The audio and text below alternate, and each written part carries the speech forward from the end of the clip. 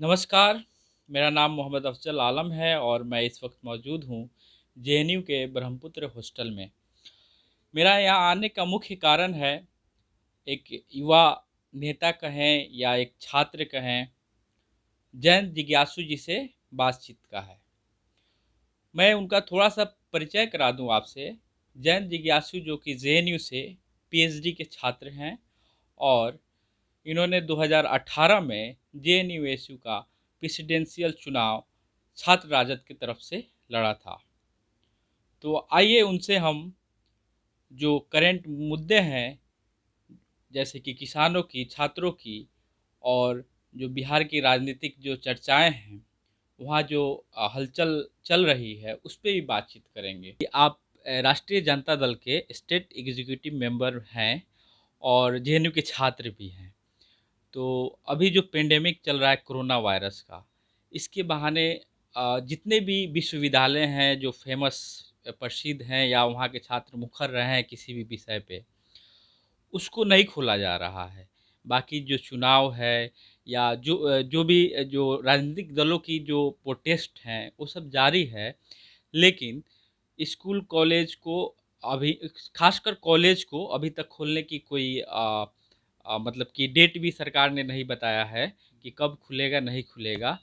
इस पे आप क्या आपकी विचार क्या होगी?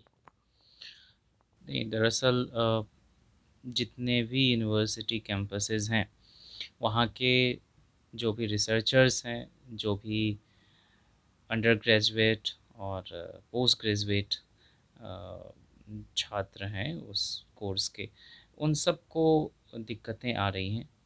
और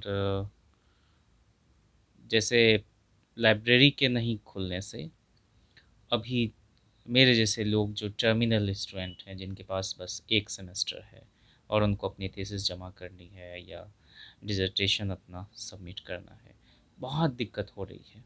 इसलिए हम सब लोग इस खतरे को समझ रहे हैं कि एक महामारी की शक्ल अख्तियार कर चुकी ये बीमारी भयावह एक तरह की तबाही लेके आई देश दुनिया में।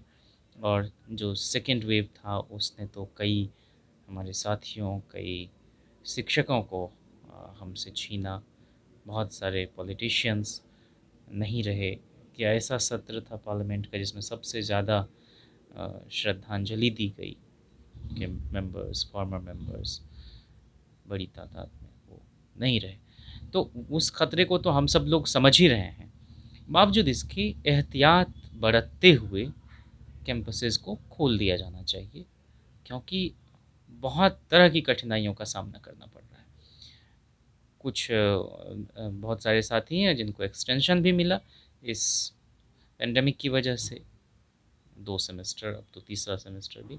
लेकिन वो लोग जो अभी 4th ईयर में हैं और जिनका दिसंबर में ख़त्म हो रहा है, वो लोग भी तो साल डेढ़ साल सफ़र वो लोग भी किए। तो उन लोगों को भी एक्सटेंशन मिलना चाहिए। और एक्सटेंशन से मिलने के साथ साथ ये ज़रूरी है कि वो तमाम सुविधाएं जिसको अवेल करके वो तन्मयता के साथ अपना शोध कार्य कर सकें, अपनी क्लासेस कर सकें। आईएमसी वगैरह में तो पूरा साल ही चला गया और उन्होंने शक्ल नहीं देखी अपने इंस्टीट्यूशन के क्लासेस की। तो ऑनलाइन क्लासेस कभी भी सब्स्टिट्यूट नहीं हो सकती हैं पूरी तरह से ऑफलाइन क्लासेस की। आई टू आई कांटेक्ट होता है, उसका इम्प्रेशन बनता है, उस कंसंट्रेशन का कोई आप अलग से कोई जवाब नहीं हो जी, सकता। दूसरा कारण ये भी हो सकता है कि जो ऑनलाइन जो क्लासेस है, मेरे ख्याल से सभी तबके उसके लिए मतलब कि उपयुक्त नहीं है और सबके नहीं पास है, संसाधन उपलब्ध नहीं डिजिटल है। डिवाइड तो है ही इस देश में। नहीं है, नेटवर्क नहीं है, डिवाइस नहीं है, बहुत तरह की दिक्कतें हैं, उसको समझना चाहिए। यानी कि अब रेगुलर कर देना चाहिए सरकार को, मतलब कर सारे। देना चाहिए थोड़ा थोड़ी दूरी बरतते हुए, दैहिक दूरी बरतते हुए लोग रहते ही हैं, और ऐसा नहीं है। खुली आबो हवा है। हाँ, वैक्सीन भी आ एकदम गई है। यूनिवर्सल वैक्सीनेशन की जो मांग रही है, यहाँ पर अलग से कैंपस में भी सबको वैक्सीनेट करने की सुविधा होनी चाहिए। जी। वो एडमिनिस्ट्रेशन उस पर संवेदनशीलता दू- से विचार करे तो ज़्यादा बेहतर होगा। दूसरा सवाल भी स्टूडेंट हित और मतलब कि छात्रों से ही रिलेटेड मैं आपसे करना चाहता हूँ। जैसे कि एक खबर काफ़ी चर्चा में है कि पिछले 4-5 सालों में प्राइवेटाइज़ेशन इंस्टीट्यूशनों का काफ़ी हुआ है। तो आपको नहीं लगता है कि अगर जैसे कि 400 के करीब जो संस्थान हैं स्थापित हुए हैं पिछले 4-5 सालों में। तो इसका मतलब है कि आने वाले समय में गरीब छात्रों को जो उसमें उसका जो खर्च है वो वहन नहीं कर पाएँगे और तो इस तरह के संस्थान को रुकना चाहिए या खुल रहे हैं तो उनको भी गरीब छात्रों को उस अवसर मुहैया कराना चाहिए जो सरकारी संस्थान कराता है। इस पे आपके विचार क्या हो? नहीं, वो तो मुद्दे की तरह देश भर में फैले हुए हैं निजी संस्थान, जी, डीम्ड यूनिवर्सिटीज़। तो सवाल है कि वेलफेयर स्टेट जो है उसकी अपनी भूमिका जो है कि वो सबके लिए जी, शिक्षा की व्यवस्था कर सके, मुफ्त तालीम होनी चाहिए, सबके लिए सुलभ शिक्षा हो। इस दिशा में प्रयास नहीं हो रहे हैं जितने होने चाहिए। शिक्षा पर जो खर्चा हो बजट का 10वां हिस्सा हो, ये कहते कहते पुरखे हमारे चले गए। और इस बार 22% शिक्षा पर बजट खर्च करने की बात हम लोगों के दल ने की थी, लेकिन वो सरकार बनते बनते रह गई।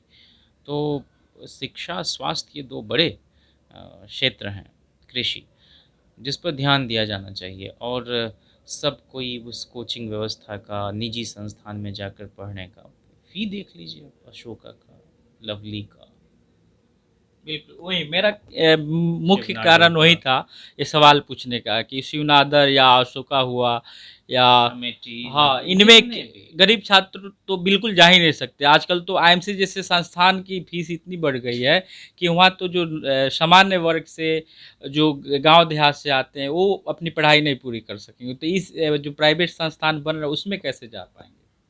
मैं कह रहा हूँ सरकारी शिक्षण संस्थानों को मजबूत किया जाना चाहिए, उसकी संख्या बढ़ाई जानी चाहिए। बिल्कुल। और राइट टू एजुकेशन जो है उसमें तो बहुत सारे स्कूलों में भी आपको उन तबके के बच्चों को एक ख़ास संख्या में एडमिशन देना पड़ेगा।